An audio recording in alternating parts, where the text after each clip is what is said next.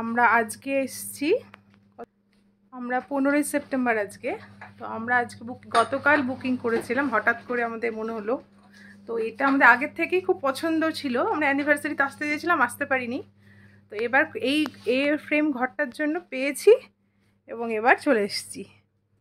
এটার ভেতরটার সাথে সাথে বাইরেটাও অসাধারণ। Just look. আমরা রকেটের ট্রিট সিনজির হোমস্টেতে আছি। আমরা যে ঘরটা এ ফ্রেমের রয়েছে সেটাতে রয়েছি। তো এটা খুব সুন্দর। এটা ডুপ্লেক্স, ডাবল, ওপরে দুটো, নিচে দুজনের, ওপরে দুজনের শোয়ার ব্যবস্থা আছে। এটা ওপরের পার্টটা ওনারা আমাদের জন্য সুন্দর করে ডেকোরেশন করেছেন। এটা তো বাইরে খুব সুন্দর ভিউ। আর এটা আমাদের নিচের পার্ট।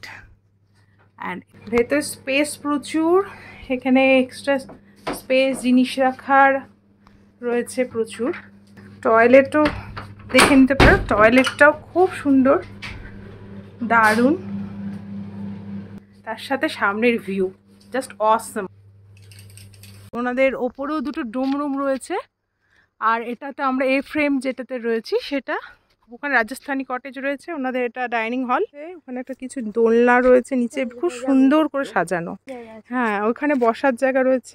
এলেই মন ভালো হয়ে যাবে, এত সুন্দর। আমরা এটা ফেসবুকে পেয়েছিলাম। কেমন লাগছে এখানে? Heavy view. আজকে কাঞ্চনজঙ্ঘা একটু দেখা যাচ্ছে না, কালকে সকালে দেখা যাবে বলবো।